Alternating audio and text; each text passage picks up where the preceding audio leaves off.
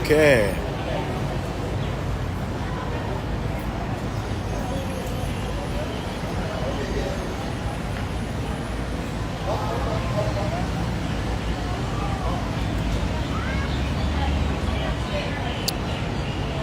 How you guys doing today? I hope you're fine.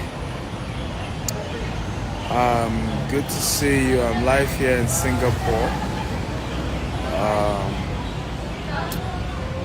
Feel free to tell me your name and where you're joining me from. So it's after 8:46 in Singapore. The Christmas lights are already up. So this particular street, this is the 40th anniversary of them lighting their Christmas tree, right, in the entire street. You can see it goes down. The entire street always has Christmas lights up. It's my first time in Singapore, and despite how late it is, it's busy. Like, I mean, it's night, but everybody's here. Renek says, I really want to travel to Singapore and stay Marina Bay Sand. Marina Bay Sand. I'm trying to get in touch with you. Can I get your number? If you try to get in touch with me, send a DM. Okay, send a DM and my people will reach out to me. So oftentimes people want to talk to me directly, but the reality is that you have to go through my office, and then they get to know whether it's something that I need to deal with directly or somebody else has been employed to deal with that thing.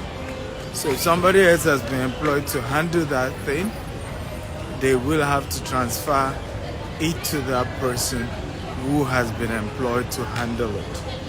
Okay, so if you always want to reach me, just send a DM, or you can call my office and they will attend to you. So plus 234 81 800-00618. That's the number to always call. So this is part 2. I started part 1 and I was talking about a couple of lessons that I've learned about real estate since I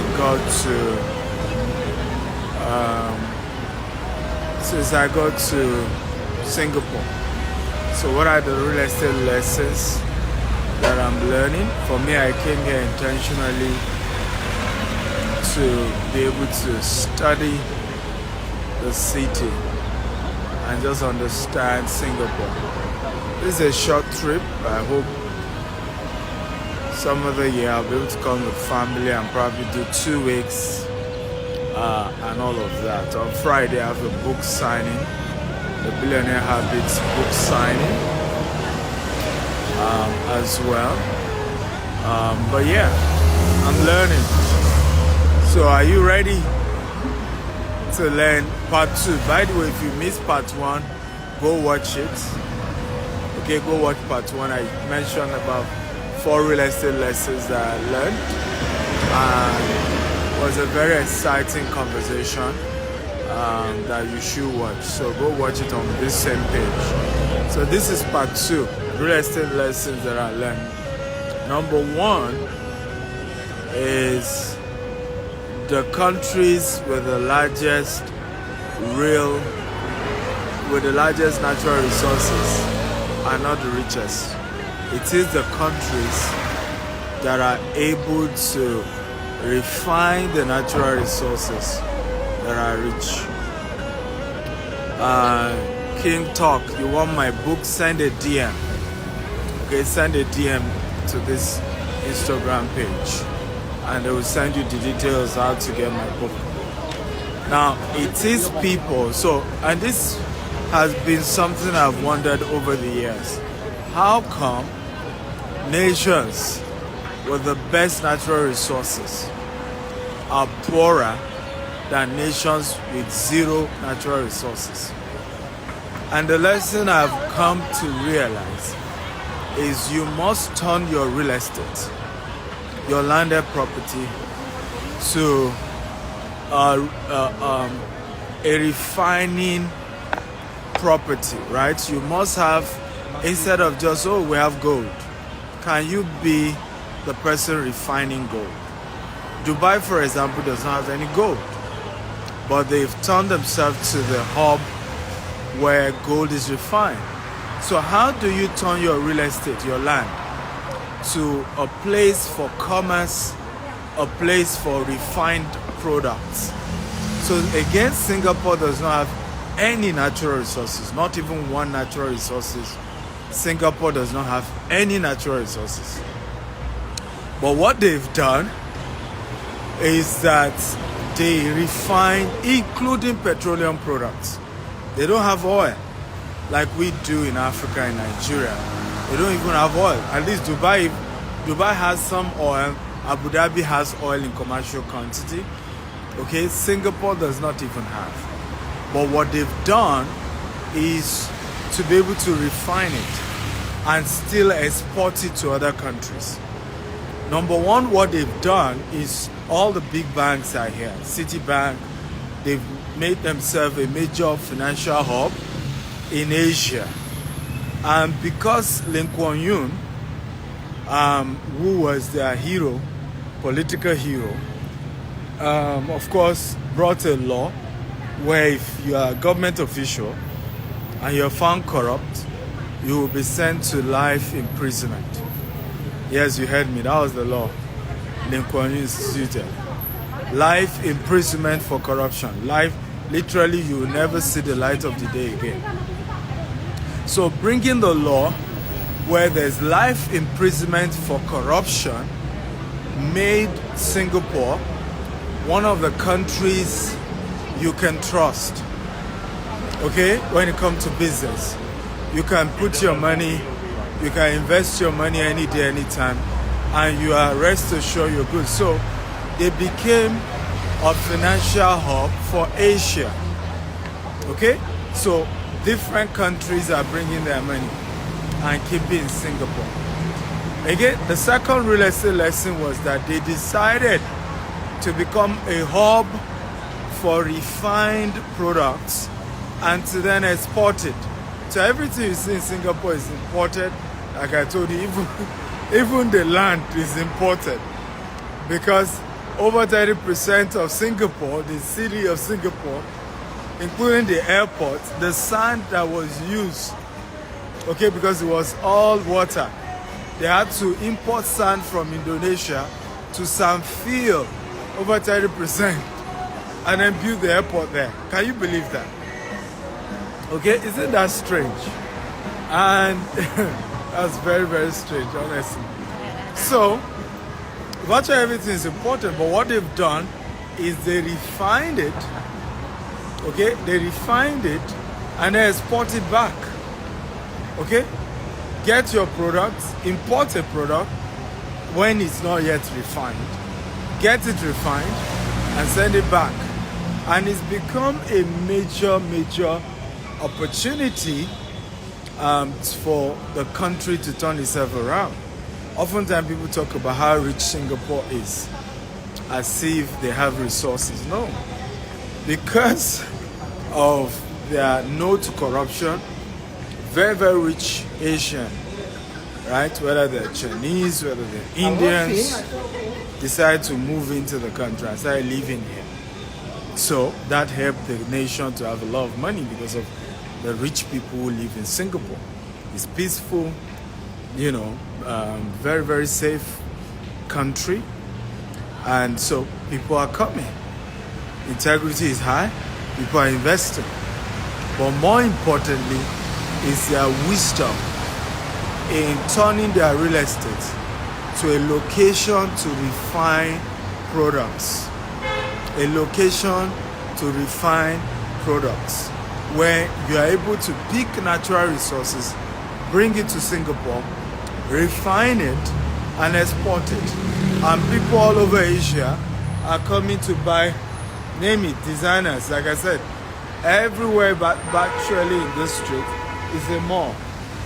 If you can notice, the first 3 to 5 floors are all malls. Okay? Different designers, everybody's on this particular stretch of Singapore. Whether you go right or left or you go straight, it's all different malls, and you can shop till you go bankrupt. Okay, number 3 under this point is then leveraging on tourism. Okay, creating a base for people all over the world to come, shop, have a great experience, enjoy the city, and go back to their country. But they've made it so sweet that there's nothing you want to buy you won't find. So by the time you're leaving, you've dropped all your money in Singapore, which is a very wise and a clever one. So how do you build residential and commercial real estate in such a way that gives you a mix of finance, of shopping experience, retail, of residential, of hotels, tourism, okay? And I think that's what we've been able to do that I'm learning big time from. I mean, if you know, our own dream and vision is to build green and smart homes, isn't it? And create a mixture of residential and commercial real estate. But seeing a lot of, I think Singapore represents really the dream that we have, because the ability to leverage on nature, plants everywhere. If you notice, everywhere are plants. Everywhere is like a garden. And the ability, of course, to mix residential and commercial real estate, okay, is also another smart and clever one they've done as well. I think another good one is the fact that they've turned their land to a place where they refine natural resources. They import it, refine it, and export it back. That is also a very smart move that Singapore has done. Have we learned something, guys? If you learn something, type I learned something, I learned something. Guys, talk to me. Have you learned something? Okay? If you're learning, type I'm learning, I'm learning, I'm learning. This is amazing. I'm looking at all these trees and it's just impressive. If you're learning, type I'm learning, I'm learning, I'm learning. Okay? Talk to me. Tolex AJ, I'm learning. Olayimika, I'm learning. Okay, good. Remember to invite people, let them join this particular show.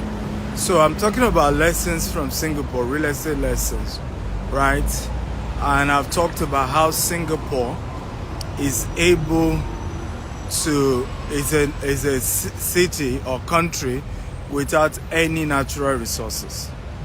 But the wisdom Singapore deployed is to become a hub for refining natural products and then exporting it back out of Singapore. Number 2, they've become a hub for shopping.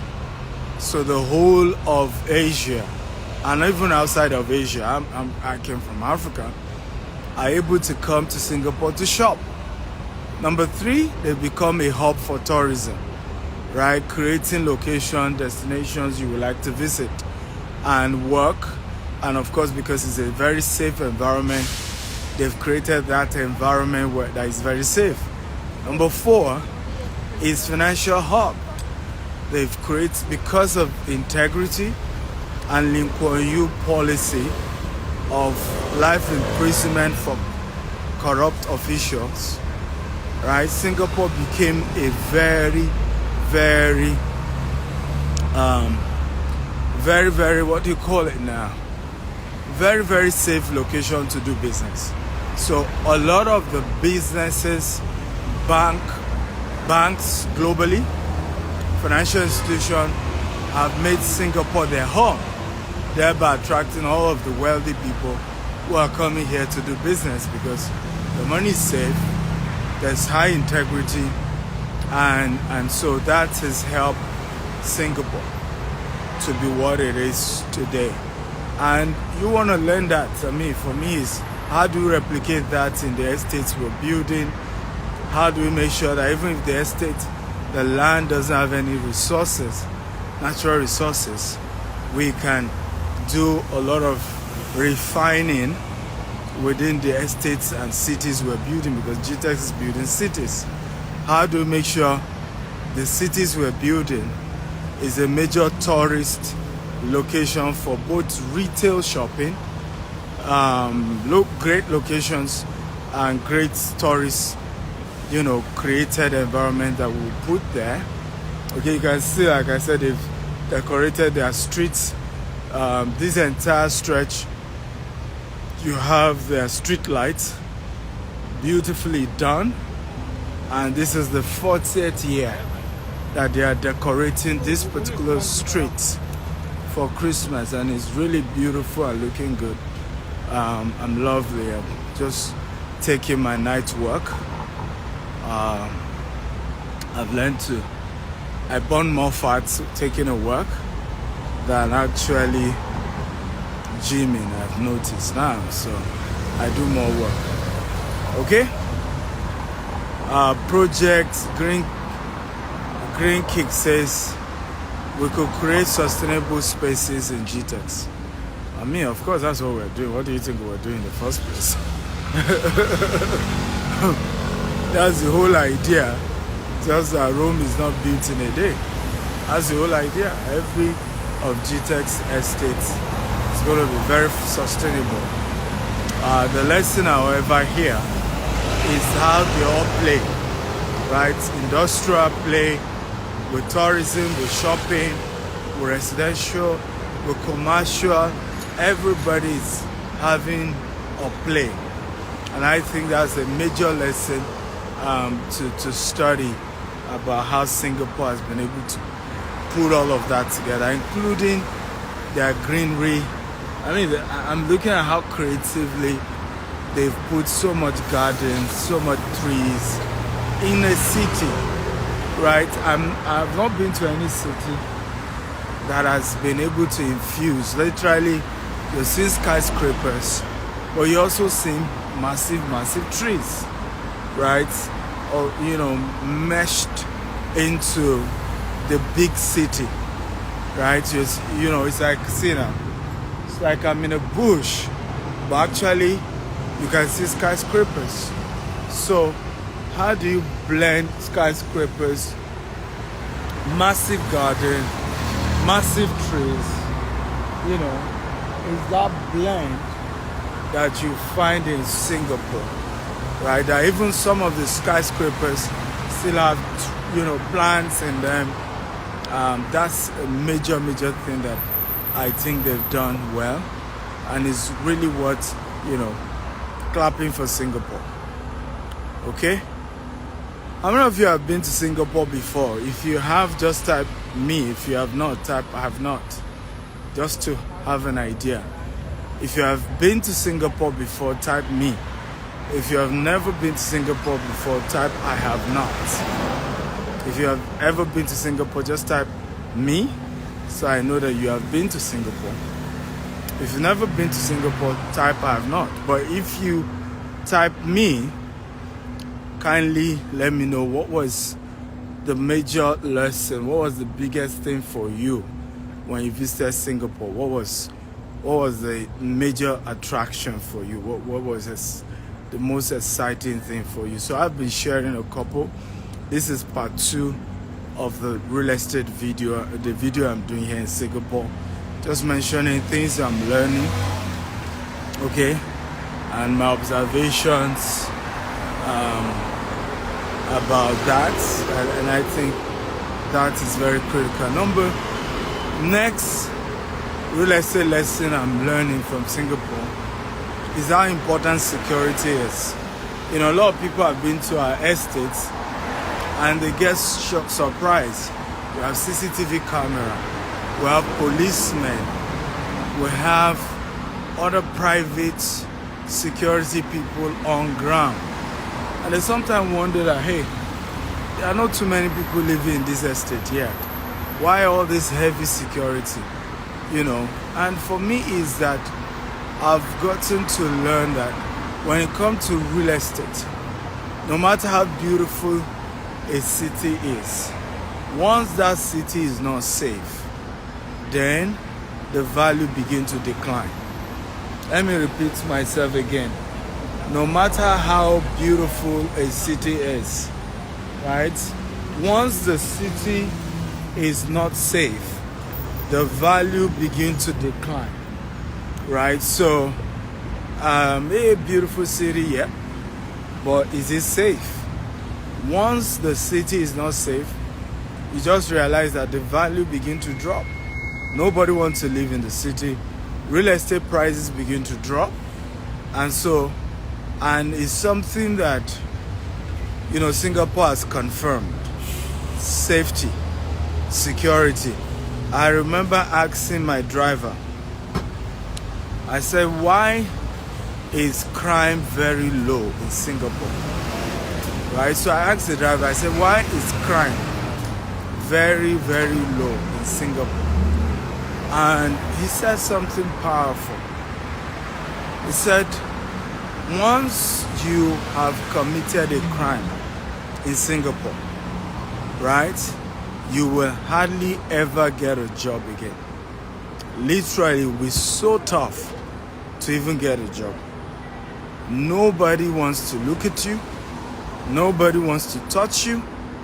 And so the punishment for just committing a crime, for just being, you know, and it's not about big crime. Sometimes it's just some small thing that you did. But guess what? The consequences is far-reaching. As a result, people don't want to commit crime in Singapore.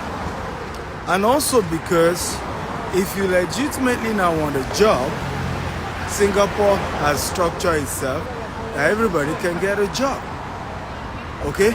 So, if you then break the law, you have, first of all, you'll be caught, guaranteed. You will be caught. But it's also the fact that there's a stigma on you. It's like they create a system where there's a huge stigma on you once you break the law. And everywhere, you know, they swipe your name is there. So everybody knows that, oh, this guy is a felony.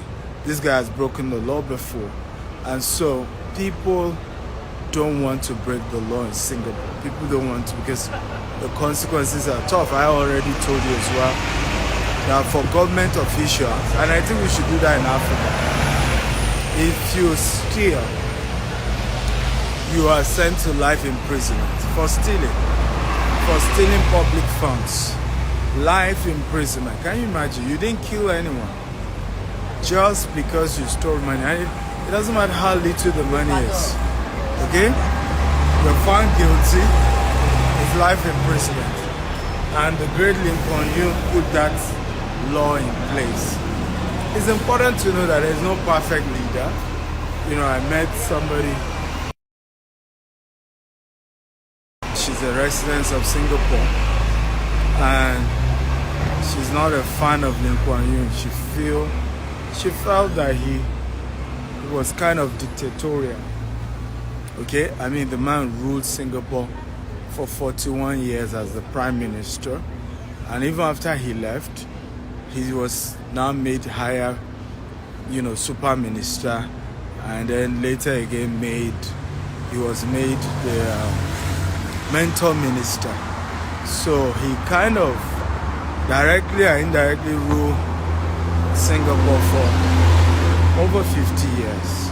And it was very tough. So some people might not like him. But you see, I've learned over the years that nothing great is easy. Nothing great is easy. In my part 1 of this video, I talked about something very powerful, and that was the fact that you need to have strong leadership to do real estate. Only strong leaders are able to build great real estate empires, right? If you're not a strong leader, you will struggle to build, you will struggle to succeed in real estate. It takes strong leadership, okay, to succeed when it comes to real estate. Strong leadership. And for me, what life has shown me is that no perfect leader. For you to achieve something great, you have to take some very, very tough decisions. And those tough decisions, some people will not be happy about them, right? Some people have reservations about them. But ultimately, it is that the nation change that matters the most. I mean, same thing with Dubai. The Sheikh Al Maktoum isn't one of those easy leaders. He's a tough leader as well. But the question is, in the overall interest of the people, is the nation able to change? Is there a transformation in the overall interest of everybody involved? And sometimes that is really what must be prioritized, as against trying to please everyone. You can never please everyone. Okay, to be a great leader, you have to be tough, strong, and these are realities here. Okay? So, I don't know where this place is. I'll be interested to know whether... I have a question for everybody watching. Who is the current Prime Minister of Singapore? Who can guess the answer without having to check Google? Who is the current Prime Minister of Singapore? Okay? Can anybody guess the answer? Do not Google. Alright? I know some of you will check Google and still come and give me an answer and act as if you didn't check Google. Who is the current Prime Minister of Singapore? Anyone?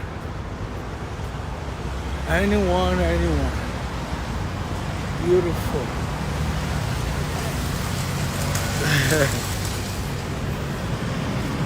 Someone says, thought I mentioned earlier. No, I didn't mention it earlier. I only talk about Lee Kuan Yew, right? Lee Kuan Yew is no longer the Prime Minister. In fact, Lee Kuan Yew is late now. Okay, it's late now. Lee Long is the current Prime Minister. Did you Google it? Or you guessed? Huh? Shandida. Did you Google it or it was just a guess? You're just guessing that Lee Long is the Prime Minister. I just want to know. Okay, now you guys can Google it. Lee Kuan Yew. Lee Kuan Yew, yes, and that's not the spelling of Lee Kuan Yew, by the way. So somebody else says Lee Hsien Loong. Lee Hsien Loong. Lee Hsien. So I need you to Google who is Lee Hsien. Okay, who is he? A lot of you are getting the answers. Of course, Google helped you. All of you got the answer. You have to Google it, right? But who is Mr. Lee Hsien Loong? Who is he? Okay? Can you Google who he is? I think that's what is most important to the conversation today. We're looking about Singapore, guys. And there's a lot to learn. There's a lot the world can learn about Singapore. no natural resources, not even one, but has built an amazing city. See how beautiful the street is for Christmas. It's a beautiful Christmas light. Really beautiful, beautiful, beautiful city, honestly. Somebody says senior minister. That's not the question. Who is he? Okay? Lee Hsien Loong. Who is he? What I'm trying to get out of it is he the son of Lee Kuan Yew? That's my question, actually. So can you Google and check and let me know? Because my driver said the current prime minister is the son of Lee Kuan Yew, and I just wanted to confirm that. So can you help me check who is the current prime minister, okay, or leader or ruler of Singapore? What's his relation to Lee Kuan Yew? Okay? Aha. Okay, did Google confirm it? The real Oluwole. Kindly let me confirm whether Google confirmed that he's actually Lee Kuan Yew's son. You know, just let me check. I just want to be sure that Google confirmed it. I think the current prime minister isn't as outspoken like Lee Kuan Yew was, but he's actually the son of Lee Kuan Yew, and it's really remarkable. For me, colonization is part of our problem. We are often tempted to want to behave like the colonial masters and say, oh no, you know, the father can't be president, the son will be president. The father can't rule us and the son rule us. So now all of that. But my argument is, I think the priority should be, is there results, right? The result has to be what's important. I mean, people have their reservation about Paul Kagame of Rwanda. But for me, it's as long as there's results, okay? I support Paul Kagame still being president of Rwanda. For example, Chancellor Angela Merkel has been the Chancellor of Germany. She did like 5 terms. Nobody even complained, if you guys notice. Nobody complained that Angela Merkel was Chancellor of Germany for more than 5 terms. Okay, but sometimes we exaggerate these things when it comes to Africa, and oh no, we can't do, because sometimes inconsistency when it comes to policies is part of the problem we're facing in Africa. Okay? It's part of the problem we're facing in Africa. There is just so much inconsistency when it comes to policy decision. This president comes, you know, have this rule. Another president comes, change the entire thing all over again. And so there's no consistency of policy. And it's part of why Africa isn't working the way we need it to work. I mean, you won't be surprised that Singapore is doing well because the policy has remained the same, okay, in the last 60 years. Nothing has touched the policy. It's the same ideology, it's the same processes, it is the same policy, and it has constantly worked. So consistency in policy is another lesson I'm learning, because governance is about real estate as well. When you are a president, you control the entire real estate of that nation. When you're a governor, you control the real estate of that, you know, state. When you are a landlord, you control the policy, the religion, the culture of the piece of land that you bought. You You see why real estate is very critical, right? You influence what happened on that land because you're the owner, right? So you influence a whole lot. And that's why real estate is very, very powerful. But it's also important to be conscious of consistency of policy, consistency of protocol and principles when it comes to the property that you control, okay? How are you guys doing again? Dr. Stephen Akintayo, live here in Singapore, taking my night work. Did one earlier in the afternoon, and I'm doing another one now. Like I said, I'm learning to work. I realize I lose more weight doing that. Okay, so work. But what I love about the work is that when I do work like this, I'm able to share a lot with you guys. I'm able to speak and inspire and, talk about a couple of things that I believe in, about principles, about what I'm learning, about life. How many of you agree with me that traveling is a form of education? If you agree, type I agree. If you don't agree, of course, you can type I don't agree. How many of you agree that traveling is one of the highest form of education? Okay? Because what you see, okay, shape your world. And what you see is very powerful. Once you see it, you can't unsee it again. Right? It's now ingrained in your mind for the rest of your life. In fact, it finds its way into your subconscious. So what you see is very powerful. And that's why investing in visiting countries, nations that are doing well, creates that image in you that it is possible for countries to do well. It's possible to build an entire community and the community will be safe. It's possible to build a system that works. It is possible, right?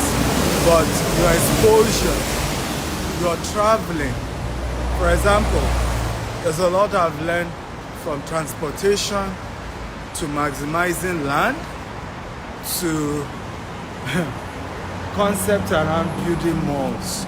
Like here in Singapore, the malls are quite unique, right? I haven't seen where real estate is as maximized as I've seen in Singapore, and I'm not even kidding you. Like I said, I've seen it in London and New York, but it's a higher level. So on this particular, this Orchard Street, right? Practically every building, the 5th or 3rd floor down, is a mall. Some even have underground, okay, that is a mall.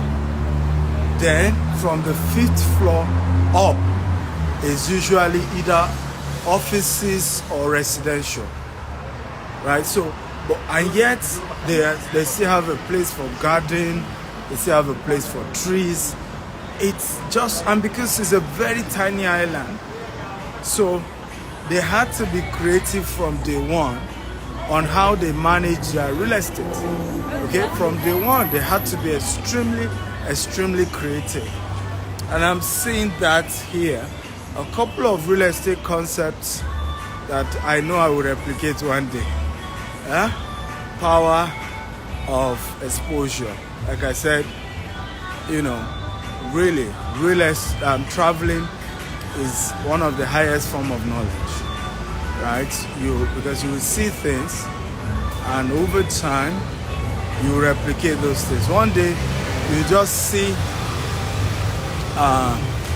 Vic says they manage everything and very creative. I agree with you.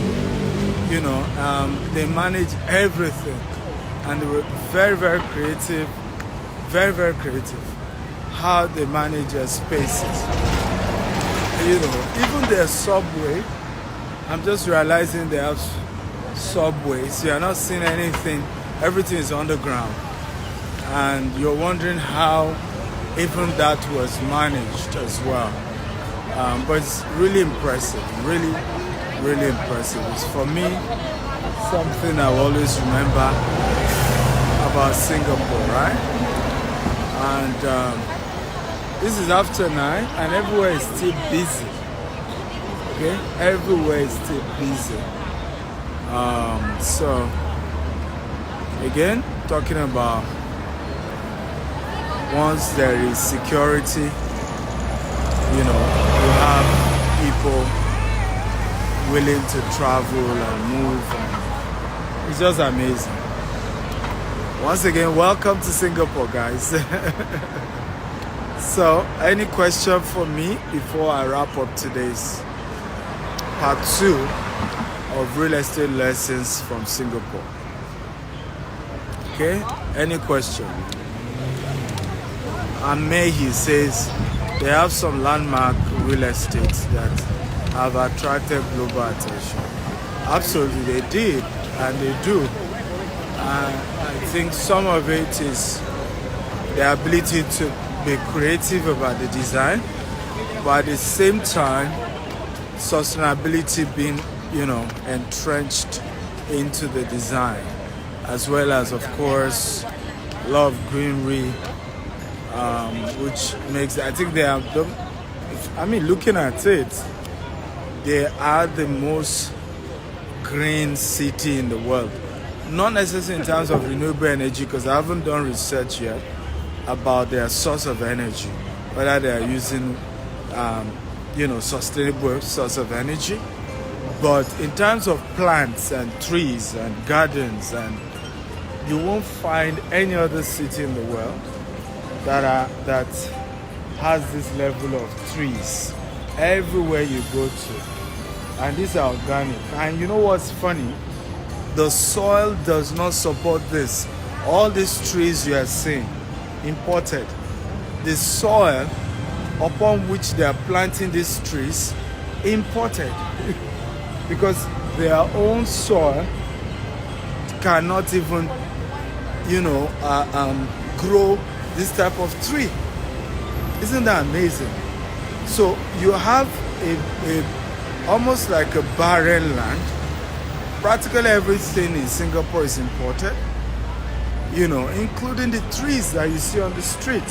But they now have more trees in their cities than Africa, where things just grow naturally.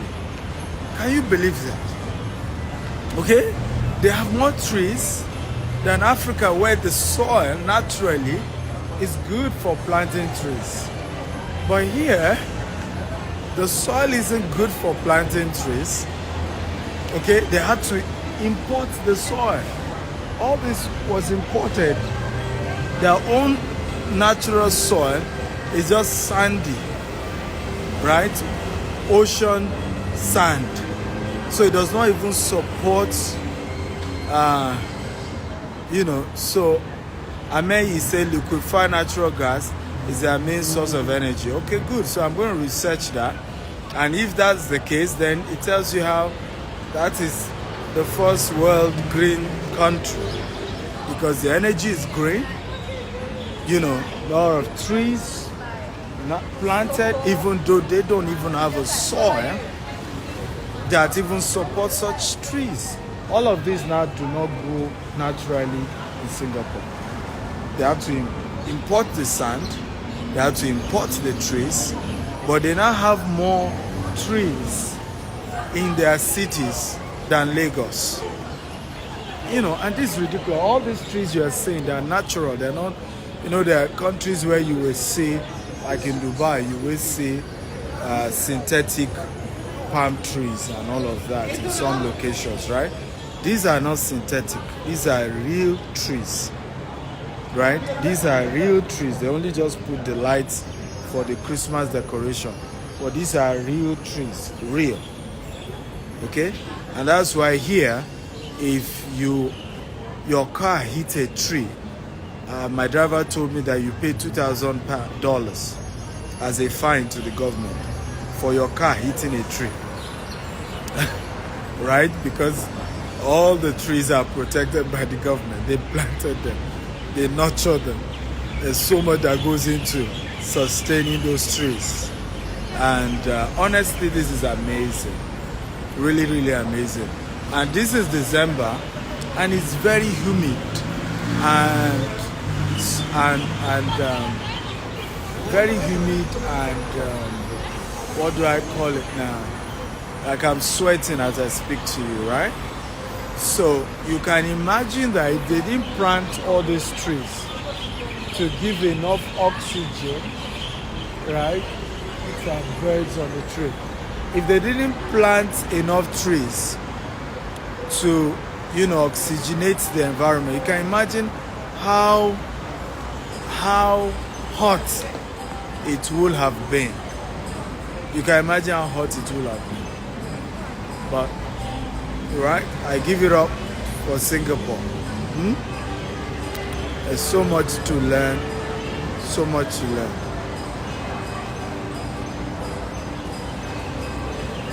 Somebody said, amazing that this used to be the third war in the 60s. Well, I wouldn't say that. Some few in the 60s, I mean, there were still complaints. I mean, in the 60s, our leaders were still trying to get independence. Africa still felt very much extorted, by the colonial masters. Lee Kuan Yew became president 1959, and started the process. He remained president in 1990, so 41 years as the leader. So again, like I have said, we may complain as Africans, but are we willing to pay the sacrifice? Right? Are we willing to? Because we often compare ourselves to the British Empire. But the British Empire started with monarchy, which wasn't democracy, until all the infrastructure were built before the concept of democracy was introduced. In fact, the democracy concept was introduced by America. Okay? Was introduced by America. And America in itself had years of struggle with even that concept as well. So I think as much as we're all talking about our desire for Africa to change, are we also willing to sacrifice having a more consistent leadership, right? And being patient. I mean, for the first, go and do your research. The first years of Lee Kuan Yew wasn't that easy. People just started praying because at the first time he looked like a dictator, right? How do you come in and say people who steal are gonna go to life imprisonment? Like, people felt he was a dictator, he was brutal. A lot of people didn't like him. He was 20 years into what he was doing that some of the results started showing that, okay, this model, has a lot of value. This model had something to offer. But at the beginning, it looked like this guy wants to kill us. So the question is, are we patient, even as Africans, to watch, even because there are some leaders we've kicked out that we're not patient enough for them. So there's a lot to learn. There's a lot we all need to look at inwards. For me, I'm soaking a lot in. The biggest for me is TTT. Things takes time, right? If it took Lee Kuan Yew over 50 years to produce this kind of nation, over 50 years, 41 as prime minister, and he still graduated, he became a high minister, then super minister, so virtually 50 years running a nation to change it to what it is today. Then that tells you that Africa, has to be more patient. Okay, even if we have the right leader, it will still take a while for the results to show. It will still take a while. Okay, it will still take a while, even with the right leader, because it's easy for us to, oh, Dubai, can't you look at, first of all, look at the population of Singapore. It's 6.5 million. Look at the population of the entire UAE. Okay, entire UAE is 10 million. Dubai alone is 4 point something million, right? So it's easier to manage smaller countries, and compared to country that right now, I'm sure if we do real census, Nigeria is over 300 million. Okay, and if you then say, oh, but how about China? China did it, but was China a democratic state? Right? It wasn't a democratic state. So we have to really, for me, I've been saying it for a while now, there's a lot to look into in how do we find like President Obasanjo recently said, that we need Afro-democracy, and I agree with him. Right, the Western democratic concept cannot work in Africa. I'm now extremely convinced about it. Extremely convinced, because even the countries that are working in Africa, like Rwanda president has been there now for 4th time. Okay. Middle East that we compare, they don't do democracy the way we do democracy, right? The Middle East, as you know, is not doing democracy the way we do it. It's monarchy that is running that. So I'm looking at many countries of the world that you can say is working. There is a strong, China, for example, since the leader Chow Mao, or is it Chow Mao? What's the name? Who can remember the great, Chinese leader that instituted communism? Okay, can anybody remember his name? If you remember his name, just type it. So since the time of their own great leader, who was very, very instrumental in changing, helping, whose policy is still what they are still using in China till today, since his time and now, 60-something years, if not over 100 years, I think. So, currently, Chairman Mao. Since the day of Chairman Mao and now, can somebody Google when Chairman Mao became president or leader of Republic of China? Somebody should research that. And now, I think it's over 100 years. So to compare Africa to China without studying and analyzing the political context, okay, and how much policies had to change, right? A lot of the policies were adjusted from Xi Jinping is the current leader. He didn't start the communist, country of China, right? Chairman Mao started the current policy upon which China runs today, right? So Chairman Mao started it, and it's over 100 years since he started that policy, and every president has continued to follow that policy till date.